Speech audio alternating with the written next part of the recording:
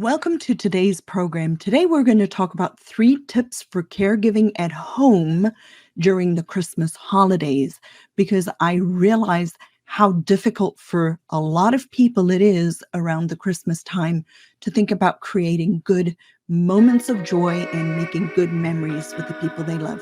So tune in for today's episode. Hey there, success seeker. Welcome to Dementia Caregiving for Families. Do you feel overwhelmed with the daily struggle of dementia caregiving? Looking for an easier path? You're in the right place. On this podcast, we teach you the skills to simplify caregiving. We unravel the mystery of dementia and guide you through the often difficult behaviors. I'm Lizette, your host and fellow family caregiver. As an occupational therapist, I bring my professional and personal experience to this community. Here we speak the truth, but without the verbal vomit. I know you will find value in today's program, so buckle up while this flight takes off. Well, welcome back to today's program, Dementia Caregiving for Families. I'm super excited you're here, especially since this is such a busy time of year. But before we get started with the program, I'm going to read real quick one of the reviews I got after launching this podcast, and it's only been out a couple weeks. So I'm super excited about it. It is from Okie Lady, and they say it's okay to say no. And yes, it is okay to say no. Lizette does a great job of explaining caregiver guilt and how it is often misplaced. She shares helpful information with caregivers. Great job. Well, thank you, Okie Lady. I really appreciate that. So for today's program, I decided we are going to talk a little bit about how to care for a person with dementia, 3 tips for caregiving at home during the holidays. So I don't know about you guys, but I went through a period of time when I hated it between Thanksgiving and the end of the year. It was an extremely difficult time for me because you see, I have 2 children and they are both December babies. And living in the United States when they were little, it was very challenging because my one daughter was actually born a late year Thanksgiving on the 1st of December, and the other daughter was born the Sunday before Christmas, which was the Thursday or the Friday thereafter. And so I hated it. I wanted to check out, and it was extremely stressful between Christmas, their birthdays, and all of the busyness of the season. And when you are helping somebody who is living with dementia, that level of busyness can be overwhelming, right? It can feel like everybody's trying to enjoy the holidays and you're sitting there thinking to yourself, I just wish it to be over. I don't want to do this anymore. I cannot deal with all of the busyness of the holidays. So I thought I would take a couple of minutes and talk about 3 tips for caregiving at home during the Christmas holidays. So just 3 basic, easy little tips to make it a little easier for you at home, a little more streamlined. Now, I also understand that everybody living with dementia and the people living, listening to this program, you guys may be at various different stages of the journey, and it makes it very difficult to consider everybody's particular needs. So I'm just going to give 3 very global ideas that I had this morning about how to make it a little bit easier to care for a person with dementia during the holidays. So the first thing you can do is set a routine, right?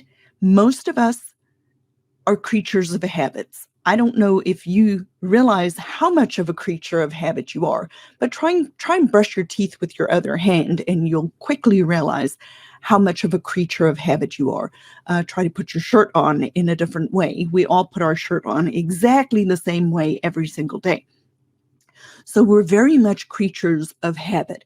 Now, people living with dementia really rely on their daily habit every single day to keep them on track, which is one of the reasons when we go away and they're not in their normal routine, why it's sometimes more evident that the person is actually struggling with something. So a holiday routine calendar can be a great way for you to set things up for them ahead of time, making it easier for them to stay on track. So think like an Advent type calendar. It is a visual reminder of the holiday schedules and the holiday events in your particular life. And then you can also use this as an activity that you could make and do together by actually creating this on your own. It doesn't need to be super fancy. You can do it on a chalkboard. You can make it on a piece of paper. You can just take some typing paper or some construction paper and just put down on a calendar pretty much who's coming to visit, when they're coming, and then you can kind of mark it off every single day to help the person that you are helping stay on track. Now, I understand, there's some people who might be listening to this that are not quite at that level yet where they could actually have, their calendar in the phone and you just remind them, Suzette, who's my daughter, she's coming to visit with Caleb, and they can keep on track that way. But for people who are needing a little bit more structure and routine, actually creating a holiday routine calendar can be a very helpful tool to help you through the holidays. Another reason why this could be a really helpful tool is because then you can actually look at the calendar and see if it's maybe too much. If there are too many things all happening at the same time, can we spread them out? It is important for us to enjoy the holidays and not just cram them so full that we don't actually enjoy the holidays. So if you put the person that you're caring for at the front of the equation and say, how do we make this the most meaningful holiday for that particular person? And make your decisions accordingly, it could make a big difference in your enjoyment of this holiday season around the Christmas time. The second thing you can think about is really creating some sensory friendly decorations or environment. And what I mean by that is people living with dementia, especially later on. Earlier on, people living with dementia are still able to accommodate a little for this. But as a person is living with dementia over an extended period of time, their brain is not able to process all of the stuff going on around them, right? Remember when you were young or when your children were young and you were helping them learn how to cook? They couldn't listen to a podcast and prepare the food and follow the recipe and do all of that without getting distracted, right? So a person living with dementia gets to a point in their disease process, in their journey, where they're not able to focus on all of these different things. I don't know about you, but right now, I'm a very proficient cook. I can go into the kitchen and I can make a meal. I can have a podcast on. I can have a conversation with my husband, sing and dance, and still get the meal prepared. But a person living with dementia couldn't do that. Their brain's not able to process all of that information at the same time. So consider making it sensory friendly, using sensory friendly decorations. Now that goes two ways. We want the environment to be engaging. We want it to be fun. We want to include things that are maybe smells or sensation that would be stimulating for them. Think pine cone, think the wintry type smells that we're all used to, cinnamon, those kinds of things, and use that in the environment. But at the other extreme, we also don't want it to be overwhelming. Now, how could it be overwhelming? Think blinking lights, lots of blinking lights, lots of loud music, a lot of people coming and going all the time, and not a place for the person who is living with dementia, maybe in a later stage, to have a quieter spot, to have a space where they can go, where they can almost just unwind a little bit. So think less is more regarding music and lights and those kinds of things, and then pick items and ideas and things that teases your senses, things that you could create in the environment to make it warm and cozy and comfortable, and go back to where they maybe grew up, and the kinds of sights and smells and things that they would have had. For example, I grew up in South Africa, right? It was summer. We didn't have all the winter smells. We did barbecues outside and cold meats and salad around Christmas because it was hot. So you want to do what is appropriate for the person that you're helping living with dementia. The third idea is to really think about tailoring your gift giving ideas. How do we tailor what we give the person living with dementia? We want to give them dementia-friendly gifts. We want to make sure that it is appropriate for their level of impairment, and not just things. Don't buy just gifts for the sake of giving a gift, right? Think about some sensory things like weighted blankets that could help comfort somebody who might be at a later stage in their journey. Think about simple jigsaw puzzles, or developing a memory book together. There are a lot of really great gift-giving ideas out there. One place that you can go look is the Alzheimer's store, alzheimers.com. I'm sorry, alzheimersstore.com. We will put the link in the show notes for you so that you can go look for ideas. They have tremendously great ideas for people living with dementia at all different stages of the process.